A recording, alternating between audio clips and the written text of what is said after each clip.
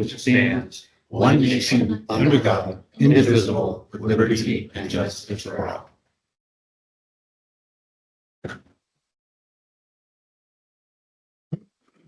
Okay, did everyone have a chance to look at the meeting minutes from June 16th? We just, Tim, you had a correction, I had a correction, no. These failed, but just I have a minor correction. Other than that? Things done. We have made adjustments when it was presented to us. Right. As amended, yes. I move that we accept the minutes of June 16th, 2026 as amended.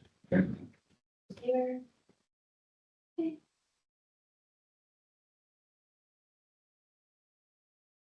And, hello. Hello. So then, would you like to make comment? Public comment time is now, and I see no one online. And would you like to make a comment today? I actually have no comments. I'm just here for the air conditioning. All right. Well, you're paying for it. Being honest, that's right. Thanks for being here. Thank you. Okay, so then we will. So I actually meant to. We don't have on here to adopt the agenda, so I want to go back to that. And our agenda, I did want to add a comment that executive session is only if needed, and that we are here today. The main sort of item on our agenda today is to discuss the budget in relation to the change with the Bethel contract and the changes that we may need to make going forward to make sure that we're not going over budget. So that, however that bullet point needs to be added, that is the topic of one of the main topics of today. So we need to add that in. So it is matters pertaining to the sheriff's office, I guess, but it's more broad.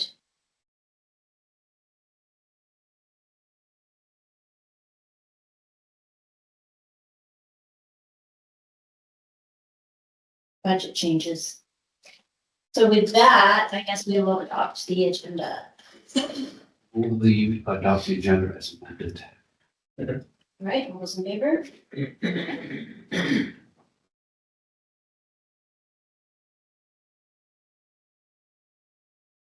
Okay, so, acknowledge the promotion of deputy sheriff. Article 1. The only correction on that would be just for, it's not necessarily promotion, it's appointment to keep the tradition with the bargaining unit contract. Maybe a correction on that to make it an appointment, acknowledge the appointment, not necessarily promotion. I think the contract states it's not a promotion, it's an appointment. So it is, just so we don't get hung up on that in the future. That'd be my only thing. And that was, we've discussed this before, it was Ashley Rich. Was selected out of the process, so with Deputy Lowe. And so it's her turn to step up, and I think we could all get work submitted for change of pay. Right. I move that we recognize the appointment of Deputy Ashley to CID as a detective. An effective date of June 30, 2026, with a pay range of $38.48, which is a 7-year detective. Okay, all those in favor? Good. Approved. Okay, and we have a promotion. We have an appointment. No, we do a claim there in the jail. This is definitely promotion from correctional officer to corporal. We had 4 candidates, all well qualified. Roy Billings Jr. Finished at the top of the pile. Very close between all of them, actually. Can you explain the process to me a little bit? Because I know when we chatted about this once before, you had mentioned promoting some folks, and we're talking about impact on budget. Yep. So tell me about why we're doing it now rather than. We had previously promoted an extra sergeant, because we knew we had sergeants retiring just on the beginning of the year. Retired. Just to get those sergeants, up to speed before he was gone. That created an open corporal position. We have one corporal on each shift. Mhm. And this has been held open until he retired, because we have the extra sergeant. That's Okay. why we're here today. We need one sergeant on each shift, one corporal on each shift. And then there is another sergeant that fills vacancies here and there. One of the supervisors is out, who does extra things as well, other tasks.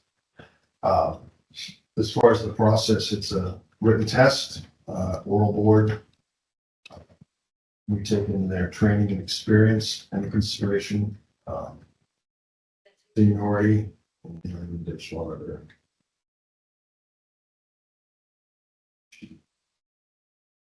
Training, I think is the training experience.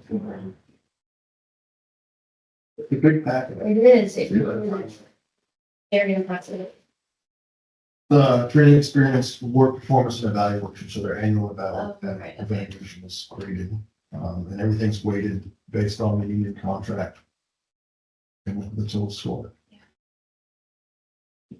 Sure.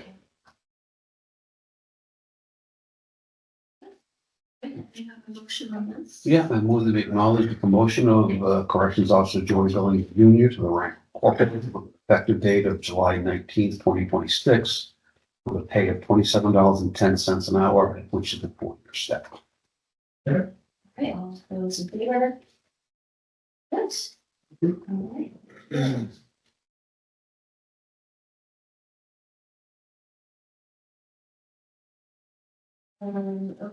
Okay. So request by Justin Brown to be paid out for excess vacation time based on the union contract provision.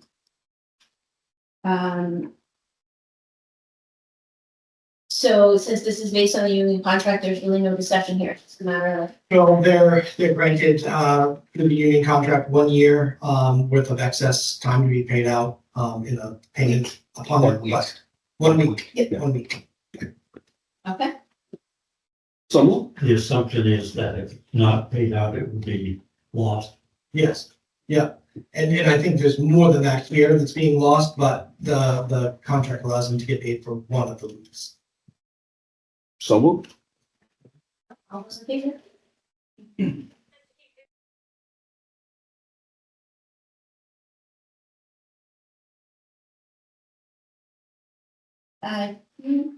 When we do this EMA, are we wanting, it's Allison wanting to be here for this or no? We're just. I don't think so. She had sent this to us, I think during a regular meeting. There may be some further discussion because she did indicate she would like to rewrite the job description. And I told her I'd like to be involved in that before we post. So she's not asking for the job to be posted at this point until we've finished the rewrite of that job description with your approval.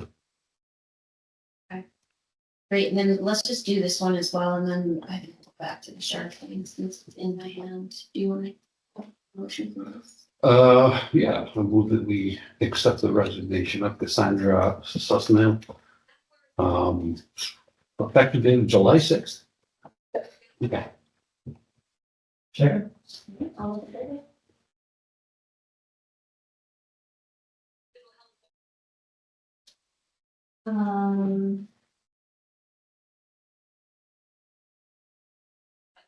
So our other conversation is gonna take a while, so I'm wondering, maybe we should hear from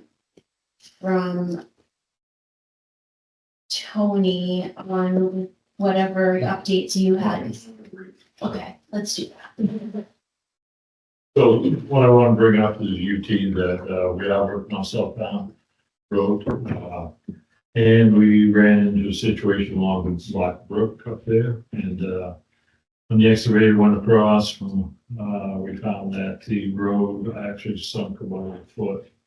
But it came back as the excavator left. So we have an application in to do riprap along that brookside. But it was held up with Army Corps of Engineers. Since yesterday, I received the permit and the okay for Army Corps. But I reached out to LUPC for a emergency declaration that we could do the repairs before the application of the permit was issued from LUPC, and that was granted. So I put signs up, cones up to protect any traffic going through that area until we get that repair completed. We're ready to do it. But I did stipulate with the LUPC was wait to July 15th, which is typically the state statute on when you can operate in the water. So we would have to get into the brook. The brook is July 15th date, so we're going to wait till July 15th for the precautions.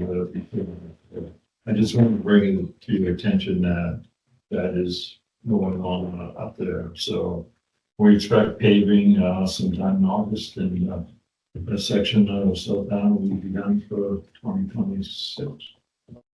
That we're planning on doing. So the paving prices are going to be around $212,000 this year. So that's it for the UT, and for the airport. Continue working on the airport master plan. I sent out surveys to the department heads and sent out to a broad range of people that has made much feedback. You'll see a copy on your desk. And we're receiving a lot of feedback on the survey, so that's ongoing, and I'm just gonna fly in as August 14th. August 5th. Saturday, so. That's about all I had, just make yourself down in the problem. Brandon Holmes. Oh, and Brandon Holmes. We went out to RFP, posted in the paper on our website, for an ACO. And Brandon has been working on a 6-month, program with us. So we did go out to bid, was well advertised, and we only received one, bid proposal back, and it happened to be Brandon Holmes. He held his rate and going to hold his rates for 3 years, except for the mileage rate, which will adjust based on federal guidelines. So I would like to issue a contract with your approval for Brandon Holmes as ACO for Oxford County for the next 3 years, the UTs in Oxford County. Yeah, I think that's good. Yeah, and I would like to get a vote on that if we could, just that is Yeah, an approval of that, when you get a chance. And I'm sorry, I didn't make it into an article. I probably should have put it in an article. yeah, and for 3 years, if he's holding his price, I think it's good. It's good for us to do that. Makes sense to me. Well, it's a process to go through it, and with only one applicant this year, Exactly. you know. Yeah, I think it makes good sense as well. We can have a motion on the room. So All right, all those in favor? All right, so 3-year contract with Brandon ACO. Thank you. thank you. Yes, go ahead. Well, 22, the previous conversation about the attempt or the request of JP. We have not had anything on the agenda, but I think that's a future issue. Nothing's being done today. I think that. I gave you my feedback. Yeah. Via email, and we can put it on the agenda for the next meeting if you want to bring it.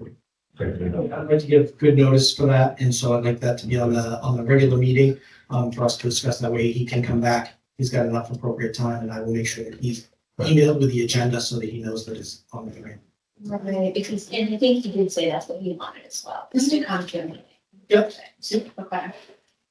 The only other thing on our agenda, other than the discussion about budget changes, is this RFP for demolition. We did talk about this in a previous meeting and agreed that we wanted to put it out for an RFP, and so I here is the RFP, right? Okay, yes, and again, we just want to make sure that you approve the RFP, to do this. I have done some, work, on the costs that are associated with us maintaining that building, and it's right around $11,000 a year.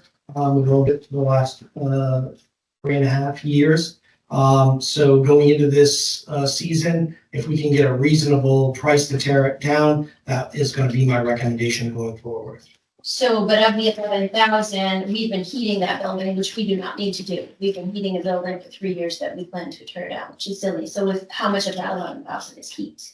Significant, Okay. a significant. I do have a breakdown and if we get a person that'll do this, I'll present Right. all of those facts to you. Okay.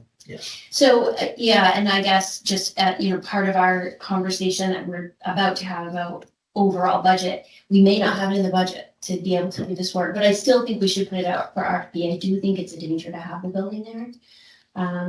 But again, we have to kind of pull all those pieces together and we have them, but we don't even know the cost, so we have We to. need to get a cost, so we can focus on what we need. And if it's a matter of budgeting for next year, at least we go in with baseline, cost analysis of what it's gonna be. Because we really, at this point, don't have any idea. Right.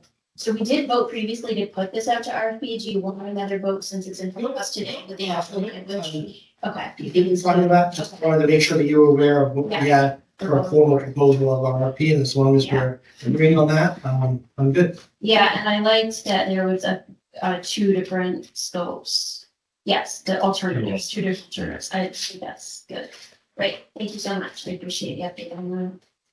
Pretty confident on the no hazardous materials thing. Yeah. Yeah, we've done a walkthrough, a couple of different people to check and do that. And look, we very confident that we can. Some of the things that we will make sure we remove before that happens, we have a few refrigerators in there. They're not hazardous materials, but they do cost, to have the freon removed to get rid of, but that happens at our local dump, and we'll be taking care of that prior to. If you look at the RFP, I've left that to the responsibility of the contractor, but I do know there's 2 mercury strippers and 5 to 6 outlets that would be considered hazardous. We can remove those ourselves prior to. Then renovations were done in 1985, which tells me no lead paint or no asbestos would be involved. But I did put a clause in there that not known, Right. so it protects the company, so. Do you have a preference on the 2 alternatives relative to the foundation? Either removing it or filling it in? My thoughts are if we proceed with a building down there, we're gonna have equipment here to remove the foundation. If, so that's why the alternate. And if we don't, then I think we should move the foundation. So that's what. Yeah. It's just what are our thoughts beyond this project review of why the alternate. Again, I'd like to know what the price comparison is. So if, that's doable, but then we have to figure it out for next year's budget in order to fill out the foundation or take care of the foundation, then we do that. But at least the building itself is down and we're not taking any more risk. Risk of somebody entering it, risk of falling down, risk of all sorts of different things. I just would like to mitigate that. Is any Birch Street, I'm gonna ask Dave to help check. Yeah. So I think there's like. Too soon.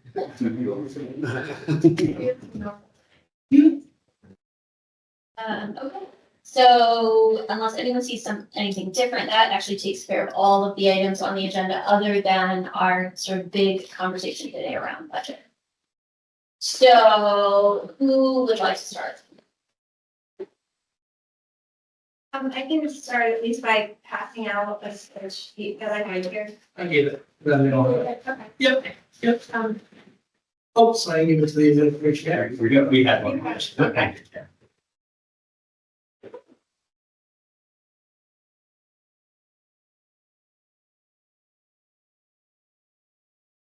Just to walk you through the basics of the spreadsheet. So the expected revenue loss for the second half of the year for the term of the contract is $336,920. the first section looks at if we were to reduce staff.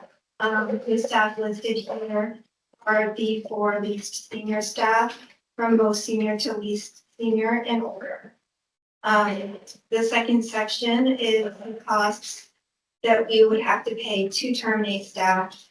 And that includes their leave payouts and unemployment costs that we would be eligible to pay to the state. So Eligible or obligated. yeah, obligated to pay because we are on self-pay with unemployment. The third section is looking at if we were to retain a deputy to offset overtime. So it's looking at what the estimated cost of overtime for the equivalent number of regular hours would be for specifically the most senior employee on the list. Just one caveat there is that that particular employee is on military leave currently through probably October. So that would not be an immediate savings, but that's just sort of as an example to show what kind of savings could be achieved by covering overtime. And the fourth section is showing savings that we expect. There's one additional deputy that is going to be deployed likely in September for around a year. So this is the savings we expect through the remainder of this year from that position.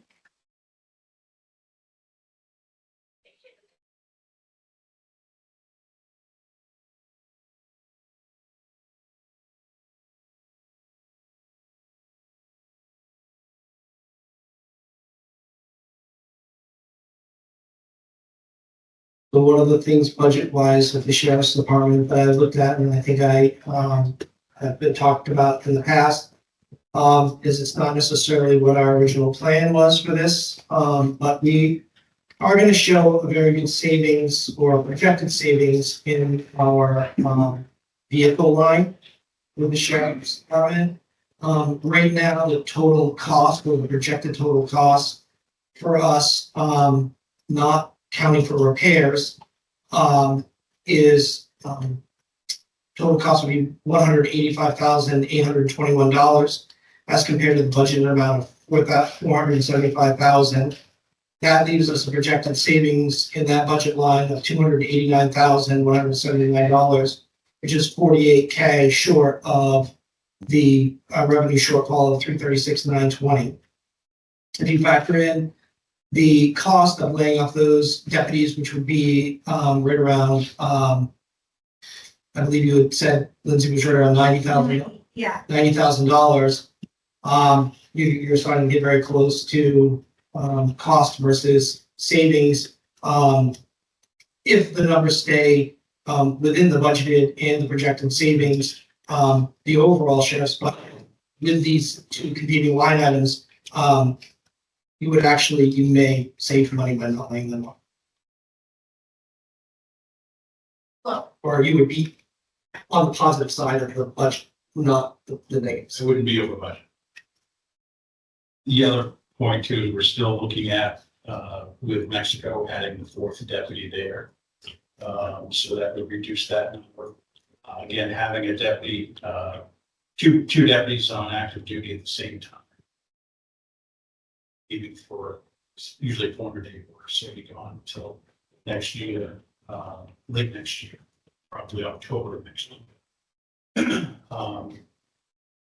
So I think we can still manage within the budget. We have a couple other things. If need be, we can look at contract with the school. We're approached by Bethel, Telstar School, looking for potential there. And we also have Butterfield. If they're still interested, we could put somebody there for revenue. So I think we can definitely finish this year without letting anyone off the state within bounds. Some other cost saving things we can look at, sure. And reached out with the union to let them know we have several people eligible to retire. And that we might, say, set up an email Yeah, to the union this. I got an email to the union advising them that we were having a budget shortfall, that we were having missing revenue for the last 6 months from Bethel in reference to those 4 deputies, and allow them to get out to there. And I do believe that the email that I sent to the union did make it around to all of the deputies. I did hear from a few of them with some questions in regards to that. We can certainly follow up. With that, I did advise the union, if they care to. Larry. We're good. Okay. That they could join here at the meeting today, and I'm not seeing any representation from the union today. To allow them to know that this was going on in today's meeting and time.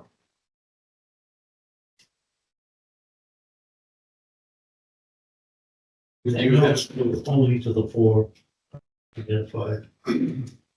Those would be the last 4 that were hired. We had a hire in June of 25, followed by 2 hires in December of 25, and then the last hire was in March of 26. Without naming names, keep things, we do have a deputy that is being reassigned due to a medical condition. And they'll be on assigned to light duty for probably 9 to 12 months.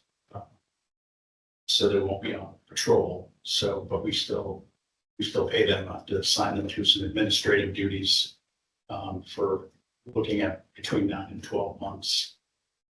Is probably good accurate number. And with 2 deputies on deployment, and military deployment, and if we do that contract with Mexico with the 4th one, that pretty much takes care of that. We also have 2 other deputies that have let us know that they're planning on taking paternity leave for 12 weeks each. So we'll be short deputies as well out there. So there's some alternatives. I think I had a good talk with Lindsay, went over the numbers. I think we can stay within the budget between now and the end of the year with what I have in the budget. And then we'll get some cost saving measures for you for the next meeting. The new town manager started on Monday. We didn't want to overload her, so Zane reached out, I think. Yeah, she would like to meet sometime later this month, but we have not been able to firm up that date. I think the first date she indicated was the 12th, so it may, the 15th, which doesn't work for us, so it may have to go to the beginning of the next week. This is in Mexico. This is a meeting with Mexico, yeah, Mexico has a new town manager. She started Amy Burke. on the 6th, yep, she started on the 6th. I've been having conversations with Amy going up into including yesterday. And we did send some emails in regards to trying to meet. They've decided that they're gonna name a couple of select board members and Amy to meet with us. And I want to try to make sure that everybody's in the loop on that and we meet with them. And she has shared with me that they do think some minor changes to the contract are needed. But I certainly would entertain going that. And she did ask for updated numbers. So I did send her the updated forecast numbers. Again, explaining to her that would we would have a more accurate example once we knew the deputies that would be assigned.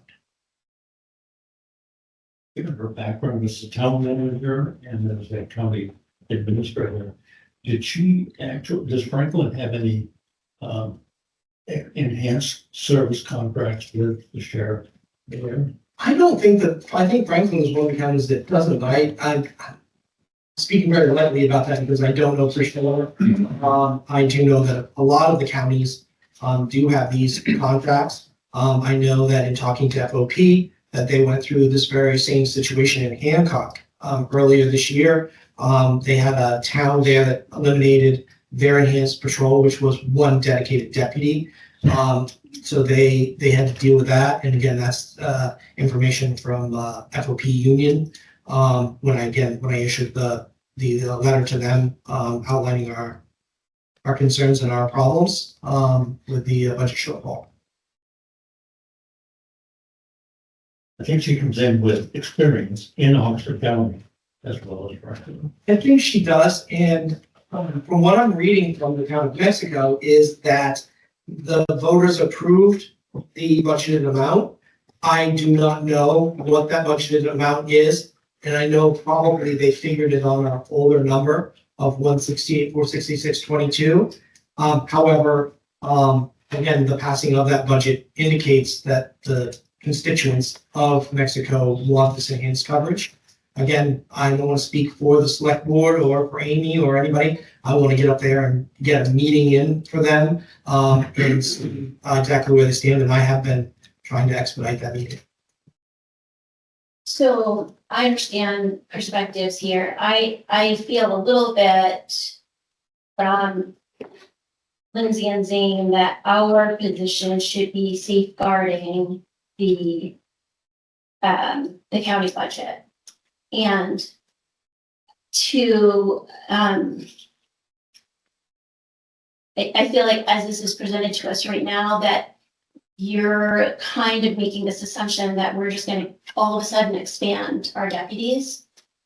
And that you've come to us with the information with that perspective in mind. And we haven't ever made a decision to expand the number of deputies. We were going to go out for contract on that. So, and we don't know what's gonna happen with Mexico. It hasn't been going well, so we're like counting our chickens before they hatch. And I'm uncomfortable with the footing that we're starting this on, which is the assumption that we're gonna find a way to increase the number of deputies when that isn't a decision that we've ever made. And we're being forced to this decision, I understand, because of Bethel. But I don't think we come to this with the idea that we're gonna try to expand how many deputies we have because Bethel dropped their contract. I think that is, I understand that they're positions, but this wasn't our choice. Some of the thinking here that I question is, I mean, the idea of using the vehicle, and changing how the vehicle was to allow the taxpayers across the county to realize savings on their overall costs. So then to just say, well, because Bethel did this, we're going to take away the county taxpayers' overall savings because of Bethel's decision, I don't think that's the right perspective for us to be going at this, trying to just increase the cost of the taxpayer.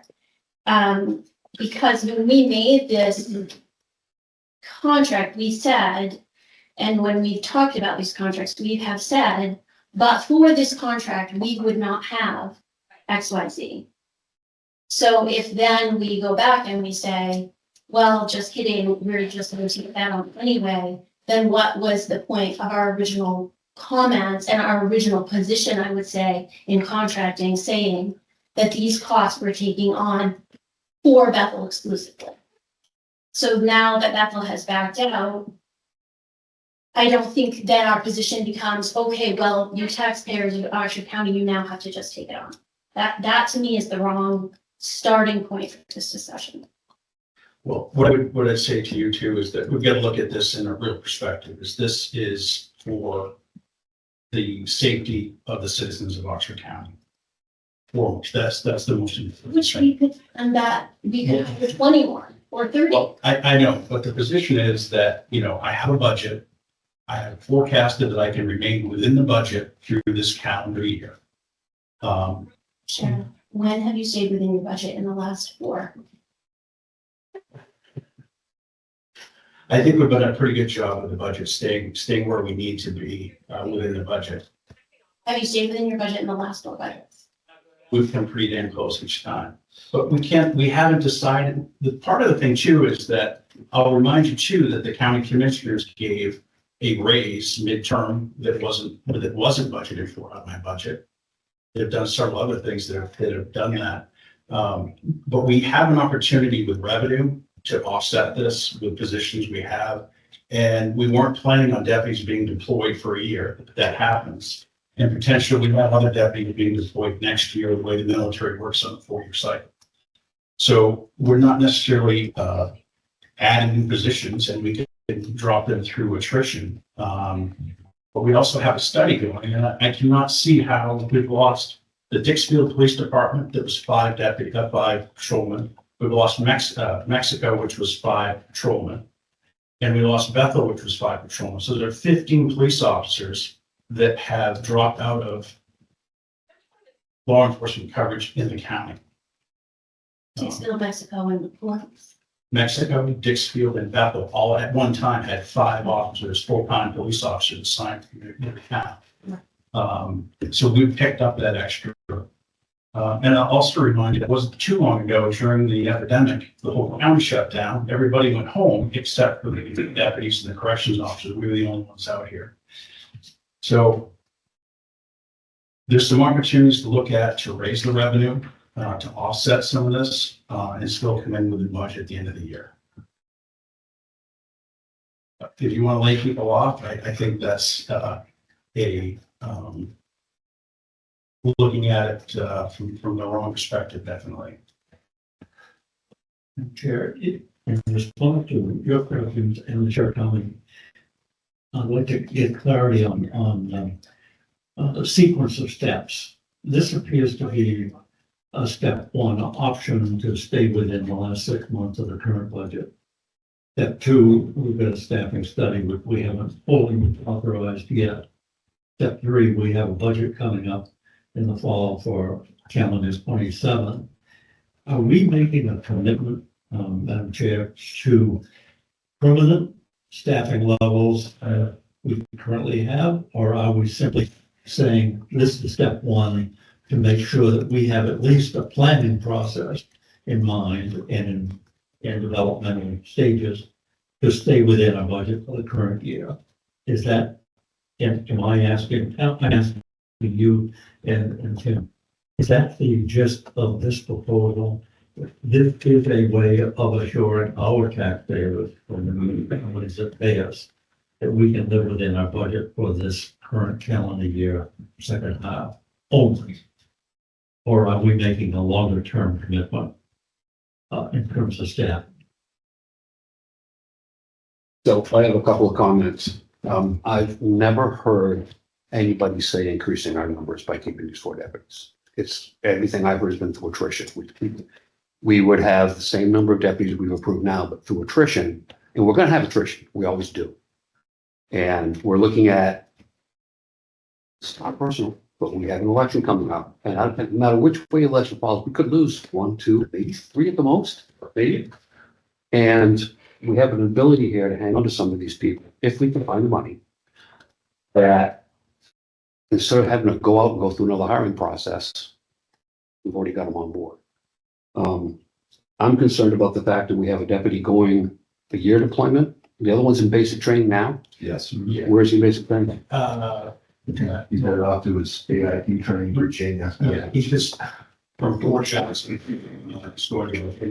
So he'll be back late October, early November, if he decides not to take a vacation. Or they have up to 90 days to return. And then another deputy has got orders to leave September 21st, but will probably want to take some time with the family. So they've done some time in August as well. Okay. We have a significant amount of vacation time that has been I put was in. just going to ask you that. And I only had copies myself because my color printer has decided not to like me today. And this without color doesn't, but this is some of the vacation times that have been requested from October through December. And again, this tends to lead into the sheriff's overtime budget. There might be able to be something done to cover those shifts at straight time, academies.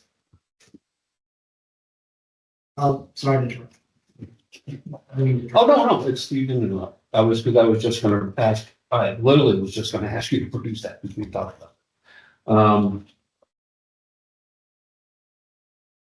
I have no desire to increase the number of authorized deputies until we get to RFP, but some have a lot of vacancies, a lot of open shifts between now and then that could be filled, which I think saves us money. In the end, we're going to end up spending money either way, either through overtime or by keeping these guys. I would rather keep them, or at least keep some of them, than just blanket all 4. See, And I appreciate that. And I think we're all realize that the study is not going to tell us to lay deputies off. And we need 12 deputies instead of, current staffing. And maybe they tell us we need to have 1 or 2 less. I doubt that. But I think through attrition and through contracting, these other deputies with towns to increase the revenue. And I think we can make it within the budget as close as we can. Yeah. For sure. But laying people off is, we look pretty damn silly laying them off and then being fired. I don't see us staying within the budget, but I don't see how that's gonna happen. By keeping, but at the same time, what's gonna cost us, what's gonna keep us closer to within the budget? Yeah. That's the number I wanna know. And so I want to answer your question directly. I see this as step 1 before we make a final decision. Yeah, I was looking for clarity in terms of any intent that we convey to the sheriff, to the public. At this meeting today, I'm viewing this as a budget balancing option for the balance of the calendar year as a step 1 discussion point and not a staffing commitment. If I may, I do operations and not so much dollars and cents, and I know it gets down to it, but we're talking 4 people here. I can't not assign people to these areas, your citizens and the citizens of Oxford County. But having said that, this is 4 deputies. We have to go to these calls. It's going to put an excessive burden on the remainder of the deputies that we have. The other bad message, though, is if we terminate 4 deputies, there's no way we are going to recruit 4 deputies or the replacements for Oxford County. Nobody would trust us or have job security or anything like that. Again, that's like an operation, not so much budget, but on the point of budget, right? And as far as adding those 4 deputies, every town in the county benefits, because basically you could literally shrink your patrol areas. Yeah, technically, but that sounds good on paper, but. I know yeah, because your vacation, because of deployments, yeah. Yeah. But still. Yeah. There's still, nothing changes for the towns as far as what they're. These are just sheer calls service. Yeah. For each town. These aren't parades, these aren't speed details, these aren't filling vacations. These are some ships recently, within the last couple of weeks, are doing 40 calls. Hello? Night. And Tim, I didn't mean to cut you off. I just wanted to make sure that people didn't have expectations that we could shrink patrol areas. You know. Well, yeah, but what I'm saying is if you did have If the, everybody was healthy. if everyone was healthy and working, yes, that's where I was getting. Gotcha. I just didn't want some of the things going to do that this year with. Oh, no. Massive. Yeah. I mean, just this vacation time, the last 3 months of the year, we've always get hit those last 3 months anyways. And that's just people that are submitted now. Right. They still have time to So spend. October, November, December, those people are. 77 shifts. Although I do also want to emphasize, I agree with Lisa on a lot of points. I mean, if the money isn't there, the money's there, we got to make the hard choice. But I just think we need more time to bank some costs around, or maybe find ways to make up for the comment. I see Beth walked in. Would you like to chime in? Apologies for being late and also if I cover anything that's already been covered. But, I think if it hasn't been said already, I think one of the key things as far as this analysis is, as far as the baseline budget,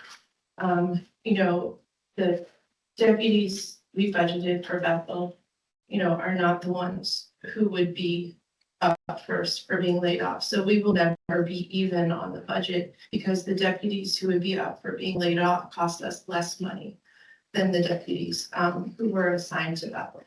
So, there's no just, we're gonna take 4 positions away and be, flat. I mean, that will never happen. I think, the analysis that Lindsay did solidly shows that we could absorb at the very least 2 of them to be put towards the overtime issue. But again, it was clear to me as we started to look at this, it's all up to, the individual positions. And I think as you probably all discussed, like who's going on leave and who's, and that to me is a, personnel decision, a staffing decision the sheriff's department makes. So, we can crunch the numbers all you want, but it also has to be informed by who's getting assigned to what. So, I think it's got to be a two-part thing, and there's just a tremendous amount of complexity here. So I don't think there's any easy, if we just, slash this position, that position. And again, I would rather let it play out a little bit. We haven't run any numbers on, on attrition and how often that comes up, but, we know it happens.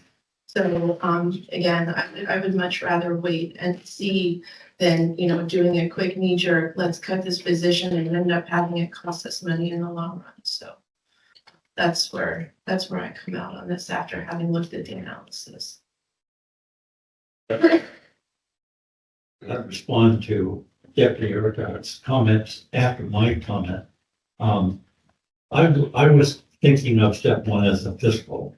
I acknowledge the four individuals here who have the least seniority as a human issue. And I think the sheriff and you, Madam Chair, have spoken to the adequacy of staffing and coverage in the longer term. I think Beth has kind of said in better words than I was trying to say. This gives us at least a plan to operate within budget for the last 6 months without considering today or acting upon the need for layoffs, giving us a chance to look at the responses to the communications that Zane has put out there, the pending changes that are within the workforce, that we can revisit on July 21 or August meeting as things evolve without having to entertain the layoff considerations today. That was my only attempt at sequencing this. I'm not discounting, Jim, the human issue or the need for clarity. I'm just saying, for purposes of today, this gives us a little bit of encouragement that we're not blowing through the current budget based on Bethel's decision, with other issues evolving that we can grapple with later this month and in August. I'm not discounting your concern about the longer term messaging and the staffing study that we've yet to really authorize. I mean, no matter what the staffing study says, we can't just, hire a bunch of people because the taxpayers can't bear the burden of that. So it would be an increasing process. It'd be like, here's our goal, here's where we're going. So I came in thinking that we were actually going to be making decisions and that we held off to look at some numbers for that very reason. Have we looked yet at reducing the number of vehicles that we agreed to purchase 8? We have 8 vehicles that are already on the ground here, and that have been purchased. Okay, so we can't go back. Right, I've spoken with them, and again, the vehicle, I have plans to talk about the vehicles as we move forward with the next meeting. Obviously, we need to look at some of those numbers, but I need to know where those, what. I don't think anybody is, I'm trying to operate on that we're not making any new positions, like that we're not adding any new positions, that we're through attrition, that we're going to look at a different number. However, I have the workforce study that is to be decided on by the end of August, and I don't have that information. So I've got a lot of holes in information that I can get. I have gotten numbers and so forth like that from Enterprise. They've actually requested this year that next year that we buy 5 and wanted us to budget for that. And they showed us a bunch of savings that would go along with that, but I don't want to make that commitment to them, and I have put them off as much as they're trying for us to make a decision going with that, because we need to get this ironed out. I've got too many holes in my information to put something together right now. I have too many things in the air. I agree that I do not believe that we're adding positions here, that we want positions to go by attrition. that we can't afford to add positions here at this point. We don't even know what that looks like. If we get this workforce study done and they say that we need a certain number of deputies, we're not just gonna be able to add those either. We're gonna have to do it through time because we have to keep our taxpayers in mind. And this is something that they're absorbing, through property tax, so forth. But I do think there's a lot of other avenues to do that, comp spas grants, things like that to perpetuate that. Again, I can't come up with that until I have, more information, and I don't have enough.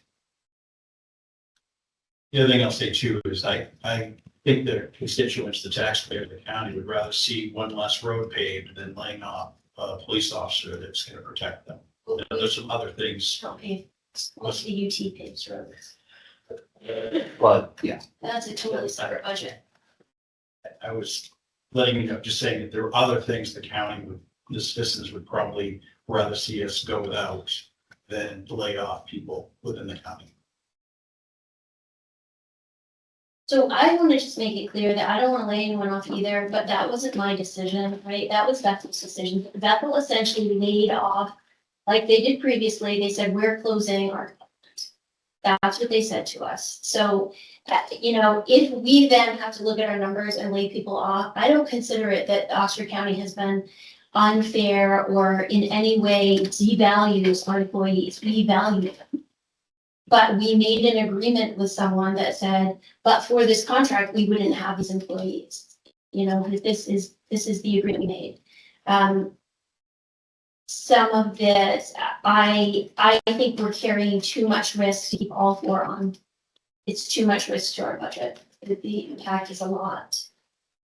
We have looked at overtime rates before, and so I'm not saying I agree. I don't think we should get rid of all four. I think that there are serious needs here, but I think keeping all four is unwise with trying to stay within a budget in a year.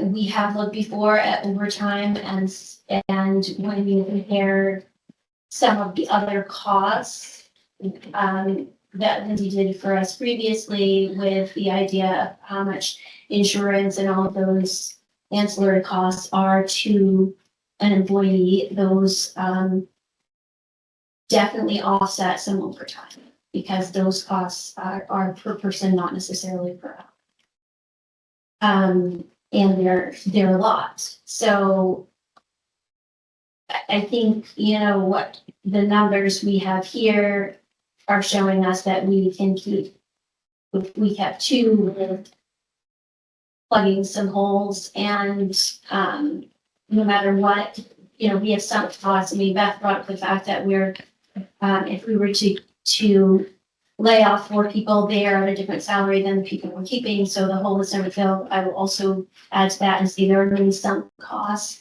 that we're never going to plug in either, because when we created a contract, there's some costs in that of like the contract negotiations, those types of things.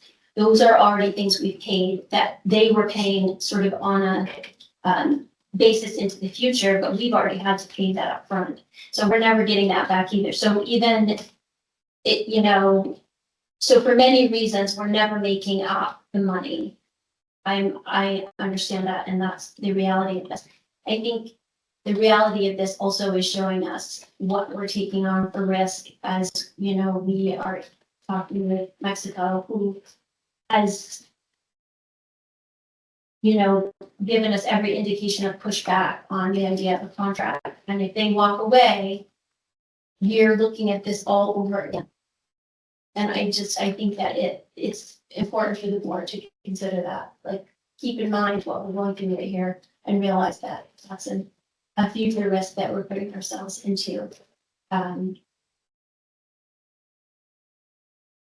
this, you know, for me to be forced to this is very unsettling. And these are people, but there are people on the other side of this too.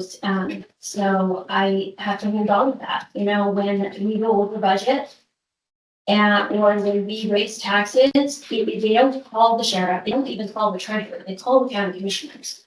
and they say, my real estate taxes are so high, I can't afford my real estate taxes. So I can never have a conversation about money and not have those people in my mind because it's my job to do that. But I'd also just like to remind the board too, that we get a lot of money from the casino, and that money was supposed to be used for that law enforcement particularly originally.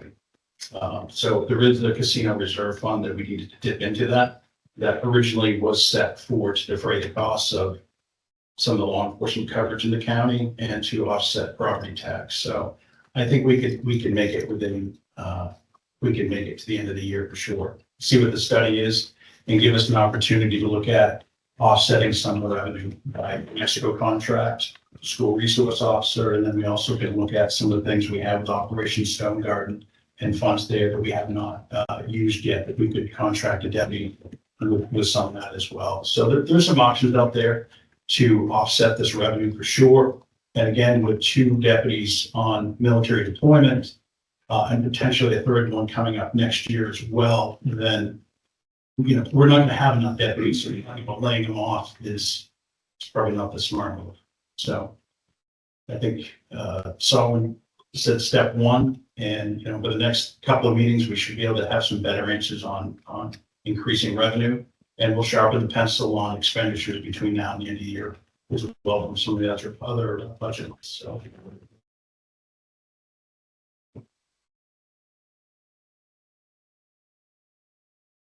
I think, Lisa, what Chris said about, this is step 1, revisit in July 21 and August 15. Knowing what Jane has in mind with not only the communications with 4 affected individuals and others, and Mexico meeting coming up, the issues of the enterprise savings. We can revisit them. We're not, at least I'm not leaning toward hiring anyone today. I'm looking at the fiscal implications, looking at updating the information we have in front of us now, when we meet later this month and again next month, before we have to make some difficult human impact decisions, if things are not coming along in a positive way.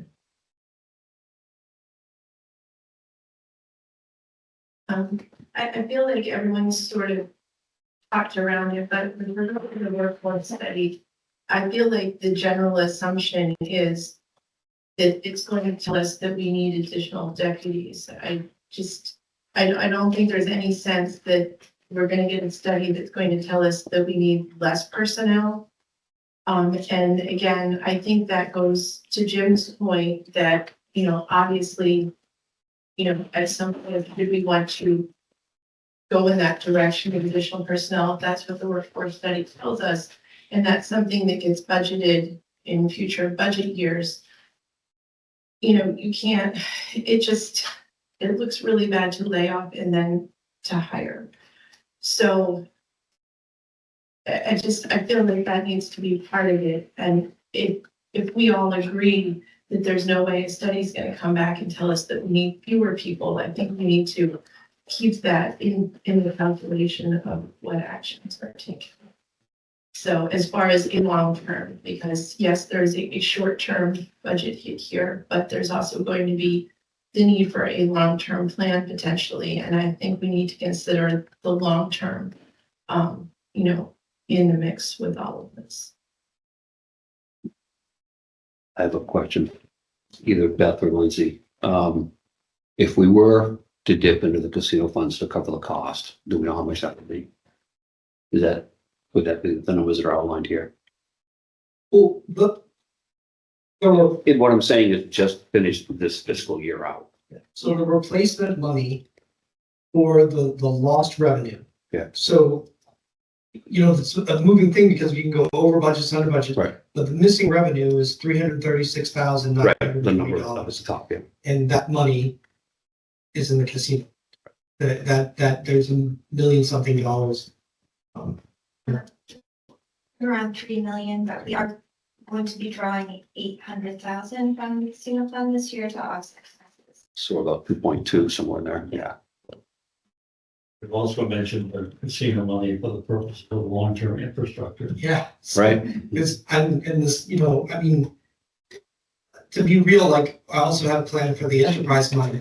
You know, that we have a plan moving forward to safeguard us so that we could purchase those vehicles should this contract not work out. There's a lot of variables here, and again, some that aren't quantitative, you can't put them to paper. I tend to agree that it's going to be very hard to lay somebody off. I think that when you lay these people off, the others that are left are going to have to actually work harder because of those missing people. When I look at the list, the two people that are going to get laid off are actually two of the people that are actually going to work the most for the least amount for us. And the two above them are not even going to be present. One of those people is deployed. So that, if I were looking at it from the employee side, would be a little bit of concern on their part. Well, the deployed one is, Top. yeah. Thank you for serving your country. You're laid off. And the second person that would be getting laid off is actually a very qualified person, but because of the way they are actually a very reasonable rate because of the time. But again, those are realities, and we can't necessarily deal with the specifics. We have to deal with the budget. And again, I agree that the intent from my office anyway is not to add these positions at any time until I have a plan in order to do that. And that would be over your folks' decision on the comprehensive study of the workforce study. And we don't know what that is going to give us.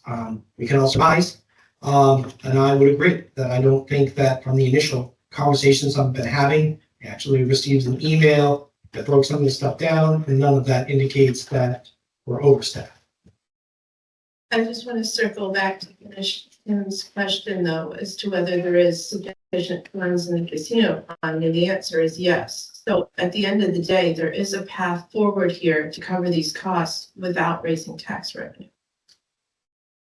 And like I said, I think we've talked it to death, but I work with Beth and Lindsay when she gets back from her beautiful vacation and staying to look at offsetting some of the loss of revenue, and that would be with Mexico and the school districts or anywhere else with Operation Stone Garden to reduce the amount, to increase the revenue and offset what we've lost from the medical contract as well. So You say school contracts, but that is just a school resource officer, and then you would need to hire a school resource officer, right? Do we make money on that? I say that again. Are you talking about a school resource officer? You mentioned Buckfield. So Buckfield is a vacancy. Right. So if they still want a school resource officer, rather than lay somebody off, we would put them in there, in that position to offset. Some of their costs. Correct.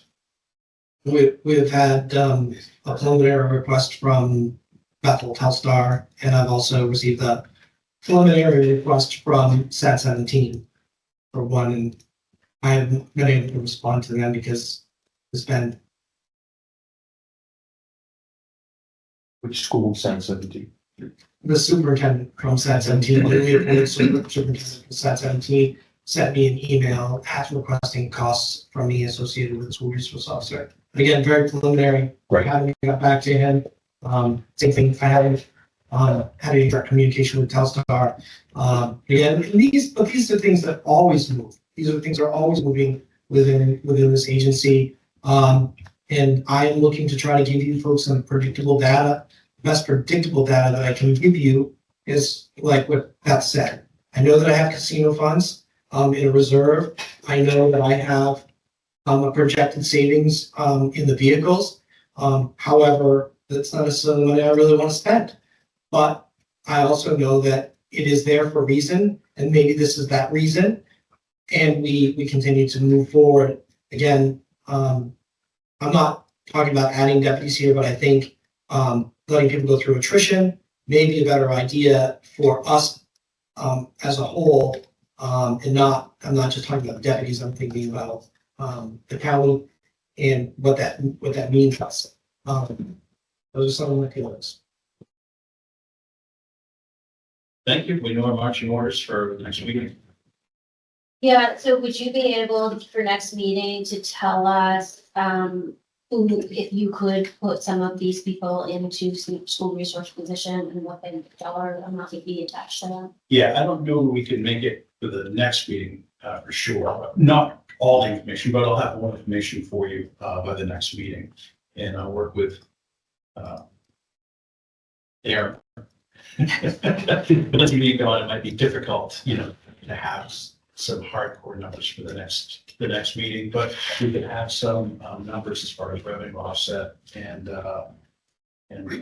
see what we can do for the next meeting. I think it's a work in progress. We're going to need to look at it step by step, and there's just a lot of moving parts, so. Okay. Anything else for the sheriff's office? That's it. Do you feel the need for a motion of any kind to establish clarity among here in the room and the people that are serving us in the law enforcement world, or simply taking no action today? Does that suffice? Yeah, my assumption at the end of this meeting is that we discuss this, as a budget item, I think at every meeting until we have some resolution on what we're doing with these numbers. So every meeting, it's sort of a standing item. Next time, hopefully you'll come to us with, I think the most immediate thing would be school resource officer contracts. That seems like the easiest, but probably doesn't fill the hole. Yeah, and I think Mexico as well, but even though we have an MOU, so if they're going to pay revenue, we might as well add that. So it's within the MOU, they've requested for people, so. But that number was based on the, Yeah, that's my only concern is that, but again, we've done that before. We did that going into the Mexico contract. They actually had savings last year over that because they had budgeted for 4 of the 168. We only provided 3. So again, we use it, but these, I can't speak for them. I have to sit down and meet well, exactly. with Amy and the select board and really, and I'm hoping that sometime before the next commissioners meeting, we have made that meeting work. However, I can't guarantee their schedules either. So I will, we tentatively talk about the 15th, so hopefully we can rearrange it sometime during that week of the 15th. We can make this meeting. Okay. Push it to the following. I'll shoot for Monday before the Tuesday meeting. I would be happy to do that. Hour. Okay, all right, so then that's our game plan. It's like to be continued. I think that's the best way to go is we'll play it by ear, meeting to meet, because things can change between now and then that we can keep them or no, they got to go now. We just don't know. Yeah. Okay. All right, thank you. Sorry for being. Thank you.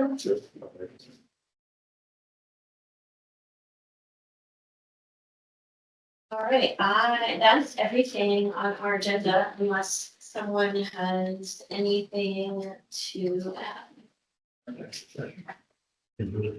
No, the executive session is just set as a placeholder in case we needed to talk about specific individuals. There was a lot of talk that the sheriff might present something that he didn't, so I don't believe that we need the executive session. All right. Okay. Then I would take a motion. I move that we adjourn at 10:09. Second. All right, all those in favor? All right, we are adjourned.